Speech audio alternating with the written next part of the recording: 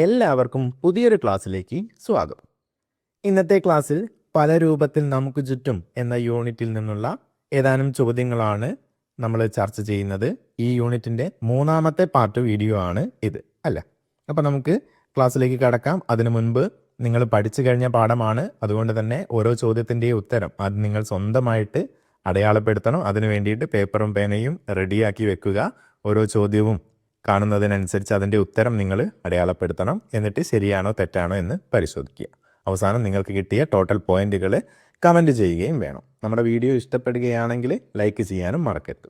ഒന്നാമത്തെ ചോദ്യം പരിശോധിക്കാം. ഭാരം കുറഞ്ഞ ഒരു പേപ്പർ ചുരുൾ നൂലിൽ കെട്ടിത്തൂക്കിയാൽ അത് ഇളകുന്നത് വായുവിൻ്റെ ഏത് സവിശേഷത മൂലമാണ്?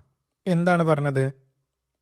ഭാരം കുറഞ്ഞ ഒരു പേപ്പർ ചുരുൾ ഒരു നൂലിൽ കെട്ടിത്തൂക്കിയാൽ ഇളകുന്നത് കാണാം. ഇങ്ങനെ ഇളകുന്നത് വായുവിൻ്റെ ഏത് സവിശേഷത കൊണ്ടാണ് എന്നാണ് ചോദ്യം. നമ്മൾ ക്ലാസ്സിൽ ചെയ്ത പ്രവർത്തനം അല്ലേ? ഒരു നൂലിൽ നമ്മൾ പേപ്പർ ചുരുള് ഇങ്ങനെ കെട്ടിത്തൂക്കിയിരുന്നു. അപ്പോൾ എന്ത് സംഭവിക്കും? ഇതിങ്ങനെ അങ്ങോട്ടും ഇങ്ങോട്ടും ഇളകി കളിക്കുന്നത് നമുക്ക് കാണാൻ സാധിക്കും. എന്തുകൊണ്ടാണെന്നാണ് ചോദ്യം. വായുവിൻ്റെ ഏത് സവിശേഷത മൂലമാണ്? നമുക്ക് ഓരോ സവിശേഷതയും വായിച്ചു നോക്കാം. വായുവിന് ഭാരമുള്ളത് കൊണ്ടാണോ ഇത്തരത്തിൽ ഈ പേപ്പർ ചുരുളിങ്ങനെ ഇളകി കളിക്കാൻ കാരണം? അല്ല, അങ്ങനെ നമ്മൾ എവിടെയും പഠിച്ചിട്ടില്ല, അല്ലേ? രണ്ടാമത്തത്, വായു സ്ഥിതി ചെയ്യാൻ സ്ഥലം ആവശ്യമുള്ളത് കൊണ്ട്. വായുവിന് സ്ഥിതി ചെയ്യാൻ സ്ഥലം ആവശ്യമാണ്, അത് നമുക്കറിയാവുന്ന കാര്യമാണ്. പക്ഷേ ഈ പേപ്പർ ചുരുൾ ഇളകി കളിക്കുന്നതിന് അതൊരു വിശദീകരണമായിട്ട് നമുക്ക് നൽകാൻ സാധിക്കില്ല. അപ്പോൾ അതുമല്ല നമ്മുടെ ഓപ്ഷൻ. അടുത്തത്, അന്തരീക്ഷത്തിലെ വായു എപ്പോഴും ചലിച്ചു കൊണ്ടിരിക്കുന്നത് കൊണ്ട്. അത് നമുക്കൊന്ന് ചിന്തിക്കാം. അന്തരീക്ഷത്തിലെ വായു ഇങ്ങനെ ചലിച്ചു കൊണ്ട് നിൽക്കുകയാണ്. അപ്പോൾ അതിങ്ങനെ ചലിക്കുമ്പോൾ എന്ത് സംഭവിക്കും? നമ്മുടെ പേപ്പർ ചുരുളിന് ഇളക്കം സംഭവിക്കില്ലേ? അപ്പോൾ വായു എപ്പോഴും ഇങ്ങനെ ചലിച്ചു കൊണ്ടിരിക്കുന്നു. പക്ഷെ അതിൽ ശക്തമായിട്ടുള്ള ചലനമാണെങ്കിൽ നമുക്ക് കാറ്റായിട്ട് അനുഭവപ്പെടും. പക്ഷേ വളരെ ശക്തി കുറഞ്ഞ രീതിയിൽ വായു പൊതുവെ എപ്പോഴും ഇങ്ങനെ ചലിച്ചു കൊണ്ടിരിക്കും. അത് നമുക്ക് സാധാരണ രീതിയിൽ നമുക്കങ്ങ് അനുഭവപ്പെടില്ല. അപ്പോൾ അത് അനുഭവപ്പെടാൻ ഇത്തരത്തിലുള്ളൊരു സംവിധാനം നമ്മൾ ഉണ്ടാക്കി തൂക്കിക്കഴിഞ്ഞാൽ അതിൽ ചെറിയ ഇളക്കം തട്ടുമ്പോൾ തന്നെ അത് എന്താണ്? ഇളകും. അപ്പോൾ ഇവിടെ ഈ പറഞ്ഞ ഓപ്ഷൻ സി ആണ് ശരി ഉത്തരം. ഇനി ഓപ്ഷൻ ഡി എന്താണ്? ഇതൊന്നുമല്ല എന്നാണ് പറഞ്ഞത്. പക്ഷേ ഇതൊന്നുമല്ല എന്ന് നമുക്ക് പറയാനാവില്ല, സി ആണ്, അല്ലേ? അപ്പോൾ ഏതാണ് നമ്മുടെ ഉത്തരം? ഓപ്ഷൻ സി ആണ് നമ്മൾ തിരഞ്ഞെടുക്കേണ്ടത്.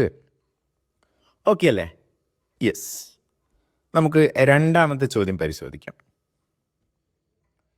ജലത്തിൻ്റെ വിവിധ അവസ്ഥകളെക്കുറിച്ചുള്ള താഴെ പറയുന്ന പ്രസ്താവനകളിൽ ശരിയായത് ഏതാണ്? ജലത്തിൻ്റെ അവസ്ഥകളുമായി ബന്ധപ്പെട്ട ചോദ്യമാണ്. ഏതൊക്കെയാണ് ശരിയായത് എന്ന് നമുക്ക് നോക്കാം. ജലത്തിൻ്റെ വാതക രൂപമാണ് ഐസ്. ജലത്തിൻ്റെ 3 അവസ്ഥകൾ ഏതൊക്കെയായിരുന്നു? ഒന്ന് ജലം തന്നെ, അല്ലേ? പിന്നെയോ ഐസാണ്. പിന്നെയോ നീരാവി അല്ലെങ്കിൽ ജലബാഷ്പം എന്നൊക്കെ നമുക്ക് പറയാം, അല്ലേ? ജലം എന്നുള്ളത് ഏത് അവസ്ഥയിലാണ്? ദ്രാവകാവസ്ഥയിലാണ്. ഐസ് എന്നാലോ ഖരാവസ്ഥയിലാണ്. നീരാവി എന്നാലോ വാതകാവസ്ഥയിലാണ്. ഓക്കെ, ആ കാര്യം നമ്മളവിടെ പഠിച്ചു വെച്ച് കഴിഞ്ഞതാണ്. അതിനെ അടിസ്ഥാനമാക്കിയുള്ള ചോദ്യമാണ്. ജലത്തിൻ്റെ വാതക രൂപമാണ് ഐസ്. വാതകമാണോ ഐസ്? അല്ല, ഐസ് എന്താണ്? ഖരരൂപമാണ്, അല്ലേ? വാതക രൂപം ഏതാണ്? നീരാവിയാണ്. അപ്പോൾ ഇത് തെറ്റായ പ്രസ്താവനയാണ്, തെറ്റ്. ഇനി ജലത്തിൻ്റെ ഖരരൂപമാണ് നീരാവി. ജലത്തിൻ്റെ ഖരരൂപമാണോ നീരാവി? അല്ല, ജലത്തിൻ്റെ ഏത് രൂപമാണ്? വാതക രൂപമാണ് നീരാവി. ഖരരൂപം ഏതാണ്? നമ്മൾ തൊട്ട് മുൻപ് പറഞ്ഞ ഐസാണ്, അല്ലേ? അപ്പോൾ അതും തെറ്റായ പ്രസ്താവനയാണ്. 3, ജലത്തിൻ്റെ ദ്രാവക രൂപമാണ് നീരാവി. ദ്രാവക രൂപമാണോ നീരാവി? അല്ല, ദ്രാവക രൂപം ഏത് തന്നെയാണ്? ജലം തന്നെയാണ്. നീരാവി എന്നുള്ളത് വാതക രൂപമാണ്. അപ്പോൾ ഇതും തെറ്റായ പ്രസ്താവനയാണ്. അടുത്തത്, ജലത്തിൻ്റെ ദ്രാവക രൂപം ജലം തന്നെയാണ്. ജലത്തിൻ്റെ ദ്രാവക രൂപമാണല്ലോ ജലം എന്ന് പറയുന്നത്, അല്ലേ? അപ്പോൾ അതാണ് ശരിയായ പ്രസ്താവന. അപ്പോൾ നമുക്ക് ഏത് തിരഞ്ഞെടുക്കാം? 4 മാത്രം ശരി എന്ന് പറയുന്ന ഓപ്ഷൻ സി നമുക്ക് തിരഞ്ഞെടുക്കാം. ഓക്കെ അല്ലേ? മൂന്നാമത്തെ ചോദ്യം, ജലം നീരാവിയായി മാറുന്ന പ്രക്രിയയെ എന്ത് വിളിക്കുന്നു? അപ്പോൾ ജലം എപ്പോഴാണ് നമ്മൾ നീരാവിയായി മാറുന്നു എന്ന് പഠിച്ചത്? ജലത്തിനെ ചൂടാക്കുമ്പോഴാണ് നീരാവിയാകുന്നത്, അല്ലേ? അങ്ങനെ ജലം നീരാവിയായി മാറുന്ന പ്രക്രിയയെ എന്താണ് വിളിക്കുന്നത്, എന്താണ് അതിൻ്റെ പേര് എന്നാണ് ചോദ്യം. ഓപ്ഷൻസ് നമുക്ക് നോക്കാം. സാന്ദ്രീകരണം. സാന്ദ്രീകരണം നമുക്ക് പഠിക്കാനില്ല, എന്നാലും സാന്ദ്രീകരണം എന്ന് വെച്ചാൽ എന്താണ്? വാതകാവസ്ഥയിലുള്ള ഒരു പദാർത്ഥം തണുത്ത് ദ്രാവകമായി മാറുന്നതിനെയാണ് സാന്ദ്രീകരണം എന്ന് പറയുന്നത്. അപ്പോൾ അതിന് നമുക്ക് ഉദാഹരണമായിട്ട് എന്ത് പറയാം? നമ്മുടെ നീരാവി തണുത്ത് കഴിഞ്ഞാൽ വെള്ളമായി മാറും, അത് സാന്ദ്രീകരണമാണ്. പക്ഷെ നമുക്ക് അങ്ങനെ പഠിക്കാനായിട്ടില്ല, ആ പേര് മാത്രം ഒന്ന് ജസ്റ്റ് ഒന്ന് ഓർമ്മിച്ച് വെച്ചാൽ മതി. ഓക്കെ. ദ്രവീകരണം, അതും നമുക്ക് പഠിക്കാനില്ലാത്ത ടേമാണ്. പക്ഷേ ദ്രവീകരണം എന്നാൽ എന്താണ്? ഒരു വാതകത്തിനെയോ അല്ലെ ഖരവസ്തുവിനെയോ ദ്രാവക രൂപത്തിലേക്ക് മാറ്റുന്ന പ്രക്രിയയാണ് ദ്രവീകരണം. ഓക്കെ, അതും അല്ല. ബാഷ്പീകരണം. യെസ്, ജലം നീരാവിയായി മാറുന്ന ജലബാഷ്പമായി മാറുന്ന പ്രക്രിയയുടെ പേരെന്താണ്? ബാഷ്പീകരണം എന്നാണ്. അത് നമ്മൾ പഠിക്കാനുള്ള കാര്യമാണ്, ടെക്സ്റ്റ് ബുക്കിലൊക്കെ കൊടുത്തിട്ടുണ്ട് അതേ ഒരു സംഭവം അല്ലേ. പിന്നെ എന്താണ്? ഒന്നുമല്ല, അത് നമ്മൾ നോക്കേണ്ട ആവശ്യമേ ഇല്ല. അപ്പോൾ ഏതാണ് നമ്മുടെ ഉത്തരം? ഓപ്ഷൻ സി ആണ് നമുക്ക് വേണ്ട ഉത്തരം. അത് നമ്മൾ തിരഞ്ഞെടുത്ത് കഴിഞ്ഞു. ഓക്കെ അല്ലേ? യെസ്. അടുത്ത ചോദ്യം, ജലത്തിൻ്റെ അവസ്ഥാമാറ്റത്തെക്കുറിച്ചുള്ള പ്രസ്താവനകൾ പരിശോധിക്കുക. യെസ്. അപ്പോൾ നമുക്ക് എന്താണ് കണ്ടെത്തേണ്ടത്? ജലത്തിൻ്റെ വ്യത്യസ്ത അവസ്ഥകളിലുള്ള മാറ്റങ്ങളെക്കുറിച്ചാണ് പഠിക്കേണ്ടത്. നമ്മൾ എത്ര അവസ്ഥകളിലാണ് പദാർത്ഥങ്ങൾ ഉള്ളതെന്ന് പഠിച്ചത്? ഖരം, ദ്രാവകം, വാതകം. ഇങ്ങനെ പൊതുവായിട്ട് നമ്മൾ 3 പഠിക്കുന്നത് അല്ലേ. ഈ ജലത്തിന് ഈ 3 അവസ്ഥകളിലും രൂപങ്ങളുണ്ട് അല്ലേ. ഏതൊക്കെയായിരുന്നു? ഖരാവസ്ഥയിൽ ഐസാണ്, ദ്രാവകാവസ്ഥയിൽ ജലം തന്നെയാണ്, വാതകാവസ്ഥയിൽ നീരാവിയാണ് അല്ലേ. ഓക്കെ, ഇതുമായി ബന്ധപ്പെട്ടാണ് ചോദ്യം. 1. ഐസ് ചൂടാക്കുമ്പോൾ അത് ദ്രാവകാവസ്ഥയിലുള്ള വെള്ളമായി മാറുന്നു. ഈ ഐസിനെ എന്താക്കിയാലാണ് വെള്ളമാകുന്നത്? തണുപ്പിച്ചാലാണോ ചൂടാക്കിയാലാണോ? ഐസിനെ ചൂടാക്കിയാലാണ് ദ്രാവകാവസ്ഥയിലുള്ള ജലമായി മാറുന്നത്. അത് ശരിയായ പ്രത്യേകതയാണ് അല്ലേ, പ്രസ്താവനയാണ്. ഇനി തിരിച്ച് നമുക്ക് ദ്രാവക രൂപത്തിലുള്ള ജലത്തിനെ എങ്ങനെയാണ് ഐസാക്കാൻ പറ്റുന്നത്? ദ്രാവകത്തിനെ തണുപ്പിക്കുമ്പോഴാണ് അല്ലേ. തണുപ്പിക്കുമ്പോൾ ദ്രാവകാവസ്ഥയിലുള്ള വെള്ളത്തിനെ തണുപ്പിക്കുമ്പോൾ അത് ഖരാവസ്ഥയിലുള്ള ഐസായി മാറും. ഖരാവസ്ഥയിലുള്ള ഐസിനെ ചൂടാക്കുമ്പോൾ അത് ദ്രാവകാവസ്ഥയിലുള്ള ജലമായി മാറും. ഓക്കെ, രണ്ടാമത്തെ പ്രസ്താവന നോക്കാം. വെള്ളം തണുക്കുമ്പോൾ നീരാവിയായി മാറുന്നു. വെള്ളത്തിന് നീരാവിയാക്കണം, അതിനെന്താണ് ചെയ്യേണ്ടത്? തണുത്താലാണോ നീരാവിയാവുക? അല്ല, വെള്ളത്തിനെ ചൂടാക്കിയാലാണ് അത് ബാഷ്പീകരിച്ച് നീരാവിയാകുന്നത് അല്ലെ. അപ്പോൾ ഈ പ്രസ്താവന തെറ്റാണ്.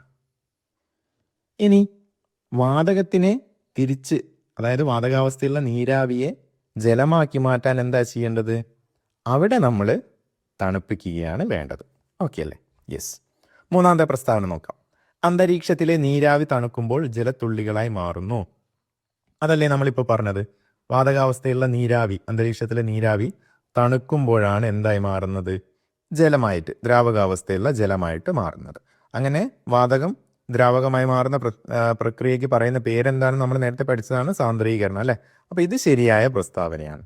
അപ്പോൾ ഇവിടെ നമുക്ക് എന്താണ് കണ്ടെത്തേണ്ടത്? ഏതൊക്കെയാണ് ശരി എന്നാണ് കണ്ടെത്തേണ്ടത്. ഏതൊക്കെയാണ് ശരി? 1ഉം 3ഉം മാത്രമാണ് ശരി. അപ്പോൾ അത് നമുക്ക് ടിക്കിട്ട് വെക്കാം. ഓക്കെ അല്ലേ? ഈ ഒരു മാറ്റം നമ്മൾ നിർബന്ധമായി പഠിച്ചിരിക്കണം. ഇതിനെ അടിസ്ഥാനമാക്കിയിട്ട് അങ്ങോട്ടും ഇങ്ങോട്ടും ഒക്കെ ചോദ്യങ്ങൾ വരാൻ സാധ്യതയുണ്ട്. താഴെ പറയുന്ന ദ്രാവകങ്ങളിൽ ഏതാണ് ഏറ്റവും വേഗത്തിൽ ബാഷ്പീകരിക്കുന്നത്? ഓക്കെ, അപ്പോൾ വ്യത്യസ്ത ദ്രാവകങ്ങളുടെ ബാഷ്പീകരണവുമായി ബന്ധപ്പെട്ട കാര്യം നമുക്ക് പഠിക്കാനുണ്ടായിരുന്നു. ഒരു പരീക്ഷണം ക്ലാസ്സിൽ ചെയ്ത് നോക്കാനുണ്ടായിരുന്നു അല്ലേ. പലതരം ദ്രാവകങ്ങൾ ഉപയോഗിച്ചിട്ട് ഒരു പ്രതലത്തിൽ ഓരോ തുള്ളി വീതം ഉറ്റിച്ച് വെക്കുന്നു. അതിൽ ഏതാണ് ആദ്യം ബാഷ്പമായി തീരുന്നത് എന്ന് പരിശോധിക്കാനുള്ള പ്രവർത്തനം ഉണ്ടായിരുന്നു. അപ്പോൾ ഇവിടെ ഏറ്റവും വേഗത്തിൽ ബാഷ്പീകരിക്കുന്നത് ഏതാണെന്നാണ് നമ്മൾ കണ്ടെത്തേണ്ടത്. 4 ഓപ്ഷനുകളുണ്ട്. പാല്, വെളിച്ചെണ്ണ, വെള്ളം, സാനിറ്റൈസർ. ഇതിൽ ഏതാണ് ഏറ്റവും വേഗത്തിൽ ബാഷ്പമാകുന്നത്?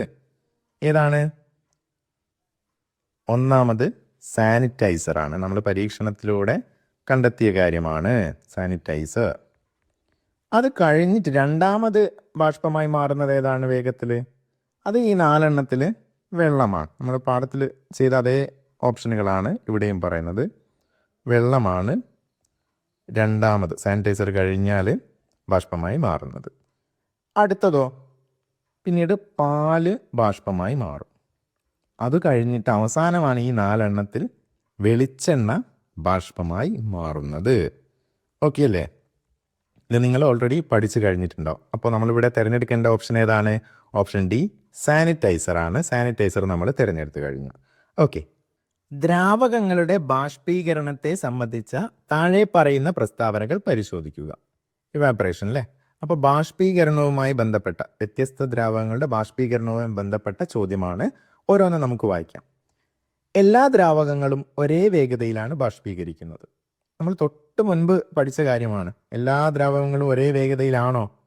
ഈ സാനിറ്റൈസർ ബാഷ്പമാകാൻ എടുത്ത സമയം തന്നെയാണോ ഈ പാല് ബാഷ്പമാകാൻ എടുത്തത്? അല്ല, സാനിറ്റൈസർ വളരെ വേഗത്തിൽ ബാഷ്പമായി മാറുന്നുണ്ട്. അത് കഴിഞ്ഞിട്ടാണ് പിന്നെ വെള്ളം ബാഷ്പമായത്, അത് കഴിഞ്ഞിട്ട് പാല് ബാഷ്പമായി. അങ്ങനെയാണ് നമ്മൾ പഠിച്ചത്. അപ്പോൾ ഒരേ വേഗതയിലല്ല, വ്യത്യസ്ത ദ്രാവകങ്ങൾ വ്യത്യസ്ത വേഗതയിലാണ് ബാഷ്പമാകുന്നത്. അപ്പോൾ ഇത് തെറ്റായ പ്രസ്താവനയാണ്. ഓക്കെ, രണ്ടാമത്തത്, പാല്, വെളിച്ചെണ്ണ എന്നിവയെ അപേക്ഷിച്ച് സാനിറ്റൈസർ വളരെ സാവധാനമേ, സാനിറ്റൈസർ എങ്ങനെയാണെന്ന് പറഞ്ഞത്, വളരെ സാവധാനമേ ബാഷ്പീകരിക്കപ്പെടുകയുള്ളൂ. പാലിനെയും വെളിച്ചെണ്ണയും നോക്കുമ്പോൾ അവയെ അപേക്ഷിച്ച് സാനിറ്റൈസർ വളരെ വേഗത്തിൽ ആണോ അല്ലെങ്കിൽ വളരെ സാവധാനമാണോ ബാഷ്പമാകുന്നത്? ഇവിടെ സാവധാനം എന്നാണ് പറഞ്ഞത്, പക്ഷെ തെറ്റാണല്ലേ. സാനിറ്റൈസർ വളരെ വേഗത്തിലാണ് ബാഷ്പമാകുന്നത്. അപ്പോൾ ഇതും തെറ്റായ പ്രസ്താവനയാണ്. ഓക്കെ, മൂന്നാമത്തത്, ദ്രാവകങ്ങൾ വാതകാവസ്ഥയിലേക്ക് മാറുന്ന പ്രക്രിയയാണ് ബാഷ്പീകരണം. ഇത് ശരിയായ കാര്യമല്ലേ? ദ്രാവകങ്ങൾ വാതകമായി മാറുന്നതാണല്ലോ ബാഷ്പീകരണം. വെള്ളം നമ്മൾ ചൂടാക്കുമ്പോൾ അത് നീരാവിയായി മാറുന്നു, അത് ബാഷ്പമാണല്ലോ. ഓക്കെ, യെസ്, അപ്പം ഇത് ശരിയായ പ്രസ്താവനയാണ്. അപ്പം ഇവിടെ ശരിയായത് മാത്രമാണ് നമുക്ക് വേണ്ടത്. ശരിയായ ഓപ്ഷൻ മാത്രം തിരഞ്ഞെടുക്കണം. ഏതാണ് ശരിയായിട്ടുള്ളത്? 1, 2 തെറ്റാണ്, 3 മാത്രമാണ് അല്ലേ? ഓപ്ഷൻ സി 3 മാത്രം എന്നുള്ളതാണ് നമ്മൾ തിരഞ്ഞെടുക്കേണ്ടത്. ഓക്കെ, ഏഴാമത്തെ ചോദ്യം, താപനില, ടെമ്പറേച്ചർ അളക്കാൻ ഉപയോഗിക്കുന്ന ഉപകരണം ഏതാണ്? നമ്മൾ പാഠപുസ്തകത്തിൽ നമുക്ക് അതുമായി ബന്ധപ്പെട്ട കാര്യങ്ങൾ പഠിക്കാനുണ്ട്. താപനില അളക്കാനുള്ള ഉപകരണം ഏതാണ്? ഇവിടെ 4 ഓപ്ഷൻസ് ഉണ്ട്. ബാരോമീറ്റർ. ബാരോമീറ്റർ എന്നാൽ അന്തരീക്ഷ മർദ്ദം അളക്കാനുള്ളതാണ്. അതെന്താണെന്നൊന്നും നമുക്കിപ്പോൾ പഠിക്കേണ്ട ആവശ്യമില്ല, പോട്ടെ. 2, തെർമോമീറ്റർ. തെർമോമീറ്റർ എന്താണ്? ടെമ്പറേച്ചർ, താപനില അളക്കാനുള്ളതാണ്. നമുക്ക് പനിയൊക്കെ വന്ന് ഡോക്ടറുടെ അടുത്ത് പോയാൽ നമ്മുടെ തെർമോമീറ്റർ വെച്ച് പരിശോധിക്കും എത്രയുണ്ട് നമ്മുടെ ശരീര താപനില എന്ന്. അതനുസരിച്ചാണ് നമുക്ക് പനിയുണ്ടോ ഇല്ലയോ എന്നൊക്കെ ഡോക്ടർ തിരിച്ചറിയുന്നത്. ഓക്കെ, അപ്പോൾ ഇത് ശരിയാണ്. താപനില, അതായത് നമ്മുടെ ശരീരത്തിൻ്റെ താപനില അളക്കാൻ ഉപയോഗിക്കുന്നത്, ശരീരത്തിൻ്റെ മാത്രമല്ല താപനില പൊതുവായിട്ട് അളക്കാൻ ഉപയോഗിക്കുന്ന ഉപകരണമാണെന്ത്? തെർമോമീറ്റർ. ഇനി എന്താണ് ലാക്ടോമീറ്റർ? ലാക്ടോമീറ്റർ എന്നാൽ പാലിൻ്റെ ശുദ്ധി അളക്കാൻ വേണ്ടി നമ്മുടെ മിൽമയുടെ സൊസൈറ്റികളിലൊക്കെ ഉപയോഗിക്കുന്ന ഒരു ഉപകരണമാണ്. നിങ്ങൾ കണ്ടിട്ടുണ്ടാകും അവിടെ പോയവർക്ക്. ഓക്കെ, അപ്പോൾ അതുമല്ല. D, hygrometer. അതും നമുക്ക് ആവശ്യമില്ലാത്തതാണ്. വായുവിലെ ഈർപ്പം അളക്കാനാണ്, ജലത്തിൻ്റെ അംശം. അത് നമുക്ക് പഠിക്കാനില്ല, അതെല്ലാം ഉയർന്ന ക്ലാസ്സുകളിൽ മാത്രമേ പഠിക്കാനുള്ളൂ. അപ്പോൾ താപനില അളക്കുന്ന ഉപകരണമായ തെർമോമീറ്റർ മാത്രമാണ് നമുക്ക് ഇവിടെ പഠിക്കാനുള്ളത്. അത് മാത്രം പഠിച്ചു വെക്കാം. ഓക്കെ, അപ്പോൾ ബി തെർമോമീറ്റർ ആണ് നമ്മുടെ ശരി ഉത്തരം. ഓക്കെ,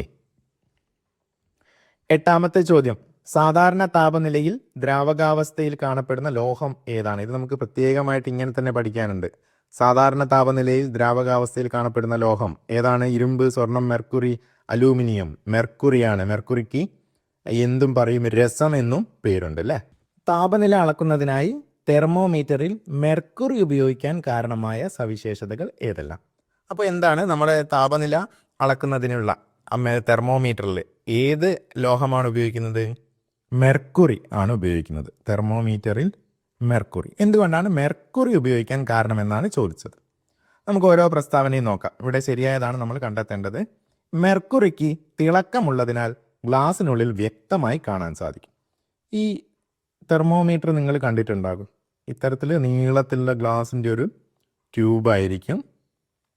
അതിൻ്റെ ഉള്ളിൽ നിങ്ങൾക്ക് എന്ത് കാണാൻ സാധിക്കും? മറ്റൊരു ഭാഗത്തിനുള്ളിൽ ഇങ്ങനെ മെർക്കുറി കാണാൻ സാധിക്കും. അപ്പോൾ അത് അളവൊന്നും ഞാൻ ഇവിടെ അടയാളപ്പെടുത്തിയത് ശരിയൊന്നുമല്ല.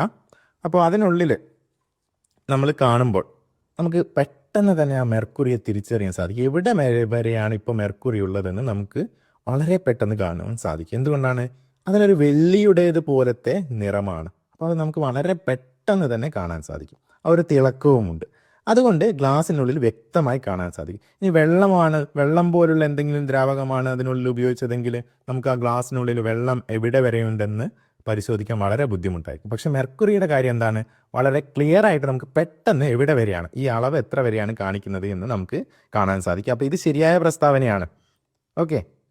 രണ്ടാമത്തത്, താപനിലയിൽ ഉണ്ടാകുന്ന മാറ്റത്തിനനുസരിച്ച് ഇത് ക്രമമായി വികസിക്കുന്നു. ഈ മെർക്കുറിക്ക് ഒരു പ്രത്യേകതയുണ്ട്. താപനില, അതായത് ചൂട് കൂടുന്നതിനനുസരിച്ച് ഇതിൻ്റെ അളവ് കൂടും, വികസിക്കാൻ തുടങ്ങും. അപ്പോൾ കൃത്യമായ ഒരു അളവിലാണ് അത് എപ്പോഴും വികസിക്കുക. അത് വികസിക്കുന്നതനുസരിച്ചിട്ട് ഈ ട്യൂബിനുള്ളിൽ അതിൻ്റെ അളവിങ്ങനെ കൂടി ഉയർന്നു വരുന്നത് നിങ്ങൾക്ക് കാണാൻ സാധിക്കും. അപ്പോൾ എവിടെ വരെയാണോ എത്തിയത് അവിടെ വെച്ചിട്ടാണ് ഇതിൻ്റെ ഗ്ലാസിൻ്റെ സൈഡിലൊക്കെ അളവുകൾ രേഖപ്പെടുത്തിയിട്ടുണ്ട്. എവിടെ വരെയാണോ എത്തിയത് അവിടെ വെച്ചിട്ട് നമുക്ക് അത്രയും ഡിഗ്രി സെൽഷ്യസ് എന്നുള്ള രീതിയിൽ ഇതിൻ്റെ താപനില അളക്കാൻ സാധിക്കും. അപ്പോൾ ഇതും ശരിയായ പ്രസ്താവനയാണ്. അപ്പോൾ മെർക്കുറി ഉപയോഗിക്കാനുള്ള ഒരു കാരണം എന്താണ്? താപനിലയിലുള്ള മാറ്റത്തിനനുസരിച്ച് ഇത് ക്രമമായി വികസിക്കുന്നുണ്ട്. ഇങ്ങനെ അതിൻ്റെ അളവ് വികസിക്കുകയും ചുരുങ്ങുകയും ചെയ്യുന്നില്ലെങ്കിൽ അത് ഉപയോഗിക്കേണ്ട ആവശ്യമില്ല. നമുക്ക് എന്താണ് അളവ് മനസ്സിലാക്കാൻ സാധിക്കില്ല. അത് അങ്ങനെ ചെയ്യുന്നത് കൊണ്ടാണ്. അപ്പോൾ അത് ശരിയായ പ്രസ്താവനയാണ്. സി, മൂന്നാമത്തെ ഓപ്ഷൻ എന്താണ്? ലോഹമാണെങ്കിലും സാധാരണ താപനിലയിൽ ഇത് ദ്രാവകാവസ്ഥയിൽ കാണപ്പെടുന്നു. അപ്പോൾ ദ്രാവകാവസ്ഥയിൽ ഉള്ളതാകുമ്പോൾ മാത്രമാണ് നമുക്ക് കുഴലിനുള്ളിലൂടെ അങ്ങോട്ടും ഇങ്ങോട്ടും ഒഴുകാൻ സാധിക്കും. ഖരാവസ്ഥയിലുള്ള ഒരു ലോഹം, ഇരുമ്പ് അല്ലെങ്കിൽ സ്വർണ്ണം അതിനുള്ളിൽ നിറച്ച് കഴിഞ്ഞിട്ട് കാര്യമുണ്ടോ? ഇല്ല. ദ്രാവകമായതുകൊണ്ടാണ് അങ്ങോട്ടും ഇങ്ങോട്ടും ഒഴുകുന്നതിനനുസരിച്ച് നമുക്ക് അളവിൽ വരുന്ന മാറ്റം കണ്ടെത്താൻ സാധിക്കുന്നത്. അപ്പോൾ ഇതും ശരിയായ പ്രസ്താവനയാണ്. അപ്പോൾ ഇത് മൂന്നും മെർക്കുറിയെ സംബന്ധിച്ച് ശരിയായ പ്രസ്താവനയാണ്. ഇത് കൂടാതെ മറ്റെന്ത് കൂടിയുണ്ട്? ഗ്ലാസ്സിൽ ഒട്ടിപ്പിടിക്കാത്ത ഒരു സവിശേഷത കൂടി ഈ മെർക്കുറിക്കുണ്ട്. അതുകൂടി നമ്മൾ ജസ്റ്റ് ഒന്ന് അവിടെ മനസ്സിലാക്കി വെക്കാം. അപ്പോൾ ഇവിടെ ശരിയായത് ഏതൊക്കെയാണ്? 1, 2, 3 ഇവയെല്ലാം ശരി എന്നുള്ള ഓപ്ഷൻ ഡി ആണ് നമ്മൾ തിരഞ്ഞെടുക്കേണ്ടത്. ഓക്കെ അല്ലേ? യെസ്. 10ാമത്തെ ചോദ്യം, പദാർത്ഥങ്ങളുടെ അവസ്ഥകളെക്കുറിച്ചുള്ള താഴെ പറയുന്ന പ്രസ്താവനകളിൽ ഏതാണ് ശരി? ഖരം, ദ്രാവകം, വാതകം എന്നിവ കൂടാതെ ദ്രവ്യത്തിനുള്ള മറ്റൊരവസ്ഥയാണ് പ്ലാസ്മ. യെസ്.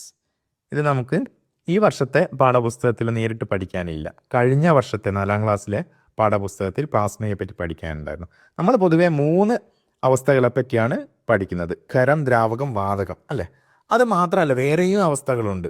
അതിലൊന്നാണ്, പ്രധാനപ്പെട്ട ഒന്നാണ് ഏത്? പ്ലാസ്മ എന്ന് പറയുന്നത്. അപ്പോൾ ഇത് ശരിയാണ്. ദ്രവ്യത്തിൻ്റെ മറ്റൊരു നാലാമത്തെ അവസ്ഥ എന്നൊക്കെ പറഞ്ഞ് നമ്മൾ പഠിക്കുന്ന ഒരു അവസ്ഥയാണ് ഏത്? പ്ലാസ്മ. ശരിയായ പ്രസ്താവന. തീ, ഇടിമിന്നൽ എന്നിവ പ്ലാസ്മ അവസ്ഥയ്ക്ക് ഉദാഹരണങ്ങളാണ്. അപ്പോൾ ഈ പ്ലാസ്മ അവസ്ഥയിലുള്ള, ഖരാവസ്ഥയിലുള്ള വസ്തുവാണ് കല്ല്, ദ്രാവകാവസ്ഥയിലുള്ള വസ്തുവാണ് വെള്ളം. അതേപോലെ പ്ലാസ്മ അവസ്ഥയിലുള്ള വസ്തുക്കളായിട്ട് നമുക്ക് പഠിക്കാൻ ഏതൊക്കെ ഉണ്ട് ഇവിടെ? തീയുണ്ട്, ഇടിമിന്നലുണ്ട്. തീ നിങ്ങൾ ശ്രദ്ധിച്ചിട്ടുണ്ടോ? അത് ഖരാവസ്ഥയിൽ കല്ല് പോലെയാണോ? അല്ല. വാതകാവസ്ഥയിൽ വായു പോലെയാണോ? അതുമല്ല. ഇനി ദ്രാവകാവസ്ഥയിൽ വെള്ളം പോലെയോ? അതുമല്ല. പിന്നെ എന്താണ്? അത് പ്ലാസ്മ എന്ന അവസ്ഥയിലാണുള്ളത്. അപ്പോൾ ഇതും ശരിയായ പ്രസ്താവനയാണ്. ഇവിടെ ഏതൊക്കെയാണ് ശരി? ഇവയെല്ലാം ശരിയാണ്. 1, 2 എന്നിവ ശരിയാണ്. ഇവയെല്ലാം ശരിയാണ് എന്ന ഓപ്ഷനാണ് നമ്മൾ തിരഞ്ഞെടുക്കേണ്ടത്. അപ്പോൾ പ്ലാസ്മയെ നമ്മൾ അറിഞ്ഞു വെച്ചിരിക്കണം. ഓക്കെ. നിങ്ങൾക്കുള്ള ചോദ്യം, സ്പ്രിംഗ് ബാലൻസ്. സ്പ്രിംഗ് ബാലൻസ് നമ്മുടെ ക്ലാസ്സിലെ പരീക്ഷണത്തിനിടയ്ക്ക് പലപ്പോഴായി നിങ്ങൾ ഉപയോഗിച്ചിട്ടുണ്ടാകും. അപ്പോൾ സ്പ്രിംഗ് ബാലൻസ് ഉപയോഗിച്ച് അളക്കുന്നത് എന്തിനെയാണ്? എന്ത് അളക്കാൻ വേണ്ടിയിട്ടാണ് സ്പ്രിംഗ് ബാലൻസ് ഉപയോഗിക്കുന്നത്? വസ്തുവിൻ്റെ വലുപ്പമാണോ, ആകൃതിയാണോ, ഭാരമാണോ, നീളമാണോ? ഇതിൽ ഏതാണ് സ്പ്രിംഗ് ബാലൻസ് ഉപയോഗിച്ച് അളക്കാൻ സാധിക്കുക എന്ന് നിങ്ങൾ കമൻറ്റ് ചെയ്യുക. ഓക്കെ അല്ലേ? അപ്പോൾ നിങ്ങൾ ഇതിൻ്റെ ഉത്തരവും കമൻറ്റ് ചെയ്യണം. നിങ്ങൾക്ക് ഇതുവരെ 10 ചോദ്യങ്ങളിൽ എത്ര സ്കോറാണ് ലഭിച്ചത് എന്നും കമൻറ്റ് ചെയ്യണം.